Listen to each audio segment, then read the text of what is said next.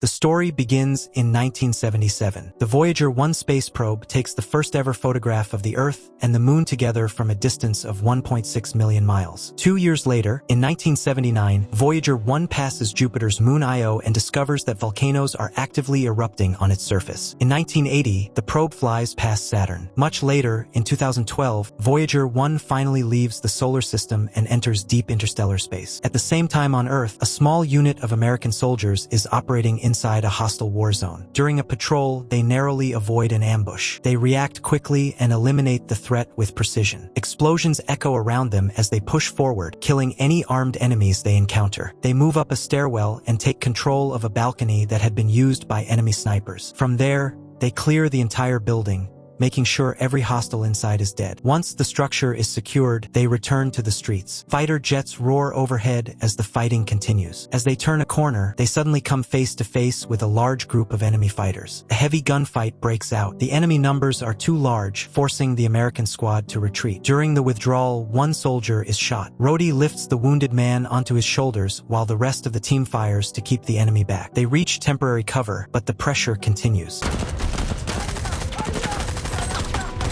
Rhodey tries to treat the wound, but the soldier dies from his injuries. Another enemy group moves in and traps the team at the end of a narrow street. They call for air support. Suddenly, the sky turns completely black. A terrifying red light shines through the clouds. Both the American soldiers and the enemy fighters stop moving. A massive, unidentified craft descends from above. It fires a powerful energy beam that instantly destroys the enemy squad. The light changes from red to white and releases a huge electrical pulse. The soldiers are struck by the surge and pulled upward into the craft. Inside, they are chained and subjected to painful experiments. Bright flashes of their own memories appear before their eyes. Then everything goes dark. After some time, the soldiers wake up inside a containment pod. The machine shuts down and drops them onto the floor. They violently cough up a thick liquid from their lungs. Jax recognizes it as stasis resin, which quickly dissolves. The soldiers are confused. Reyes somehow knows detailed information about their location, equipment, and unit data, but he does not understand how he knows it. The team cannot figure out where they are. They suspect they might have been captured by the Chinese or Russians. However, strange alien symbols on the walls suggest the technology is not human. Reyes finds a plaque showing their names and service numbers. He still cannot remember how he knows this information. They check their weapons and discover they are fully loaded. Their last clear memory is the street battle and the lightning strike from the sky. Kelly takes command and orders the team to move before their captors return. They reach a large circular door at the end of the hall, but the controls do not work. The soldiers force the door open by hand and move into the next corridor. They find another door that has been torn apart. Rhodey spots a ventilation shaft and tells Reyes to check it. Reyes crawls through the vent with a flashlight in his mouth, following the only visible path. He finds an exit hatch on the other side and signals the others. From this angle, the destroyed door shows deep burns and claw marks, as if something violently tried to break through it. The facility is confusing and maze-like. Nash guesses they could be inside a secret underwater base. Strange echoing sounds make them move faster. In the next hallway, they see a trail of blood and a damaged wall clamp, suggesting a power failure caused the stasis pod to shut down. They enter a room filled with low fog. A drop of blood falls onto Ria's face. When he looks up, he sees several headless bodies hanging from the ceiling. Kelly, Gibbs, and Reyes move into another room. A mutilated corpse hangs above a horrific operating table. A woman named Robbie is there, chained to the slab. She wakes up screaming in a language they do not recognize.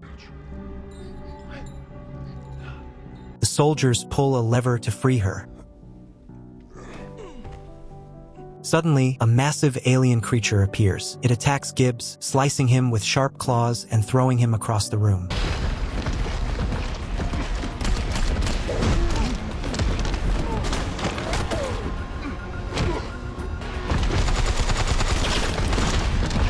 In the previous room, Nash finds a strange alien device. Hearing the fight, the others rush in and open fire, but their bullets bounce off the creature's armored skin. The alien beats the soldiers down one by one. Kelly tries to shoot, but the creature knocks his weapon away and throws him aside after staring at him. As the alien moves toward Jax, Nash throws the alien device to Rhodey. Rhodey activates it and blasts the creature, knocking it down. Thinking it is dead, The team approaches. The monster suddenly roars and rises again. Robbie steps forward and kills it with a final strike. She speaks again in her strange language and walks away. The team confirms that Gibbs is dead and follows Robbie. In the hallway, Kelly shocks her by speaking her language fluently. Another alien attacks. Kelly fires and orders the team to fall back. The alien shoots a laser, injuring Robbie. More aliens arrive and flood the area with energy fire.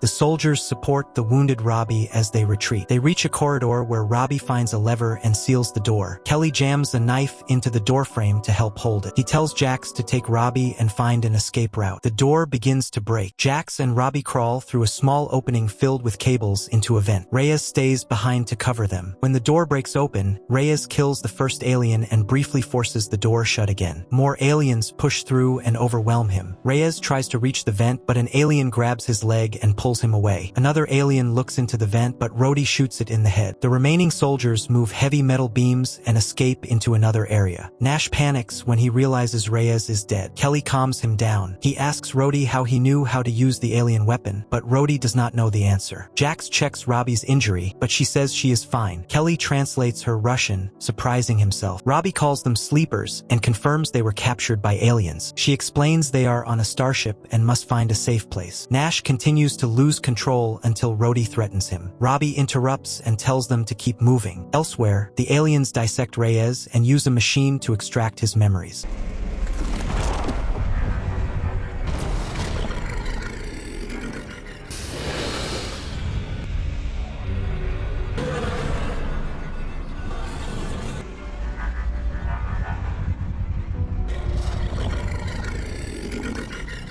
The alien leader activates a device on its arm. As the survivors move through the ship, Robbie points out a scarred alien in the memory images and identifies it as the commander. She warns that the walls contain motion sensors and that the aliens are hunting humans for food. The team enters a massive chamber that looks like a bridge over a deep void, surrounded by thousands of glowing lights. Jax realizes the lights are not lights at all. They are pods containing captured humans. Robbie calls them sleepers and urges the team to move forward. The group stops to rest. Kelly carefully puts a new bandage on Robbie's wound. As he works, he talks about his life before the war and remembers who he used to be. Nash begins to panic again. He wonders if the creatures chasing them are demons and if what is happening is the biblical rapture. After resting, the group moves on and enters a huge hangar bay filled with stacked cargo containers. Robbie explains that these containers are full of resources stolen from Earth. Rhodey feels uneasy and says it is strange that the aliens have not attacked them yet. He believes the aliens are guiding them into a trap. Kelly agrees. Even though Robbie warns against it, Kelly decides they should set their own ambush instead of running. Jax volunteers to act as bait. He walks openly into a wide corridor and starts singing loudly to draw attention. In the city.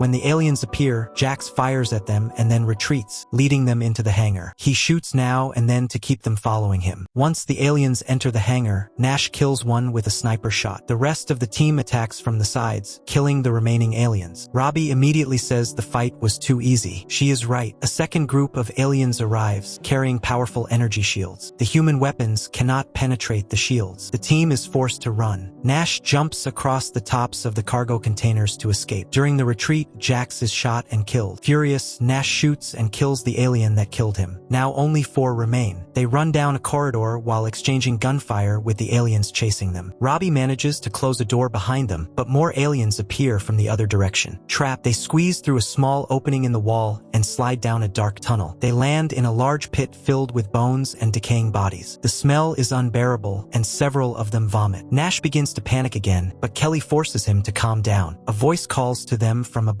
Robbie looks up and sees her mother, Anna, lowering a rope. Robbie climbs up first, followed by the soldiers. Kelly notices that Anna is wearing a Russian military uniform.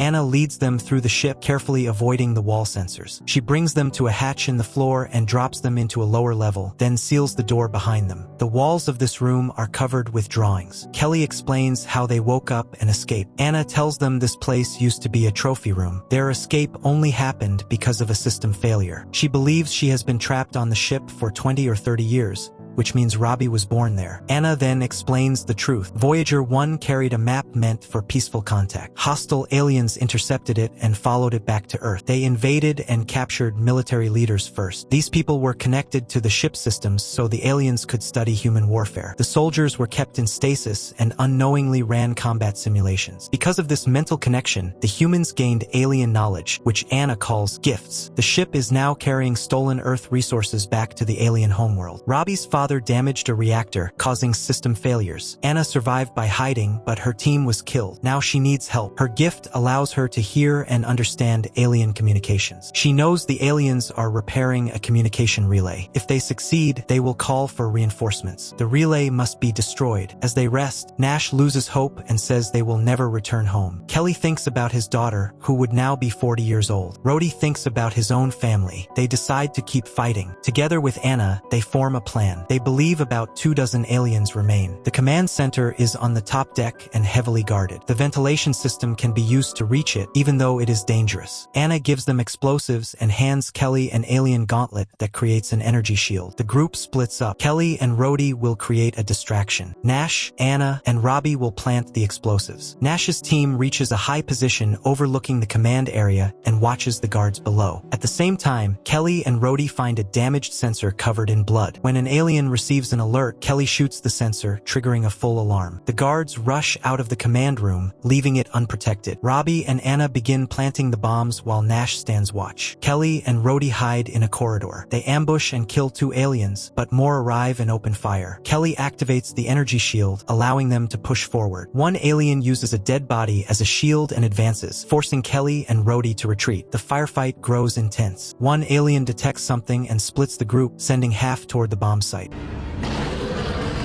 Inside the command room, Anna hears the enemy movement. Kelly and Rhodey warn over the radio that aliens are heading toward the explosives. There is no way to escape. Kelly tries to get back to the others, but Rhodey slams the door shut, locking Kelly out. Rhodey stays behind to hold them off. Rhodey fights until his alien weapon runs out of power. He switches to his normal gun and charges an alien. The creature reaches through the shield and slams him into the wall. As it moves to kill him, Rhodey drops 2 grenades. The explosion kills him and the surrounding aliens. At the same time, the second alien group breaks into the command room. The humans fight back.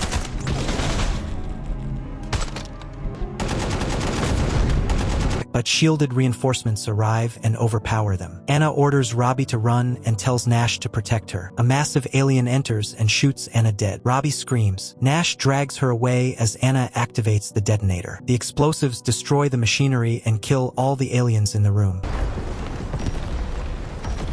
In the hallway, Nash sees more aliens coming. He pushes Robbie into hiding and runs off, shouting to draw attention. He reaches a dead end and starts singing, copying what Jax did earlier. He kills as many aliens as he can. He considers using his explosives on himself, but decides to keep fighting. He reloads and prepares to die. Eventually, everything goes quiet. Robbie comes out of hiding, but immediately sees an alien nearby. Meanwhile, Kelly enters a detention area and finds many humans locked in cages, begging to be freed. Before he can help them, an alien attacks and knocks him unconscious. He dreams of his daughter on Earth, but the dream turns into a nightmare where she is captured. Kelly wakes up inside a cage. Robbie is in the next cell and tells him everyone else is dead. Aliens rush in and drag Kelly to the operating room. They hang him upside down. An alien raises a blade to kill him. Suddenly, it notices Nash hiding inside the operating table. Nash shoots the alien in the head. Kelly and Nash move quickly, killing aliens as they go. They return to the detention area. Kelly opens the cages, freeing the prisoners. As more aliens arrive, Nash provides cover with a laser weapon while the civilians escape. Once they are clear, Kelly seals the door. He and Nash escape with Robbie. The aliens chase them. Low on ammunition, Nash throws his grenade belt. Kelly shuts a door just in time, trapping the explosion behind it. Nash stops to catch his breath. Suddenly, an alien blade stabs through the door and pierces him. The alien commander enters. Kelly tells Robbie to run. He grabs a blade and fights the commander hand to hand. The alien is is much stronger and slams him into the ceiling again and again. Kelly blocks attacks with the shield and dodges others. When the alien charges with its sword, Kelly times it perfectly and slams a heavy blast door shut, crushing the commander to death. Kelly finds Robbie, who is shaken and scared. He takes the lead and she follows him. They exit the structure and step onto the surface of Earth, staring out at a ruined world that has become empty, broken, and lifeless. Hope you guys enjoyed this recap. If you did, don't forget to hype up the video and subscribe to the channel for more awesome recaps like this.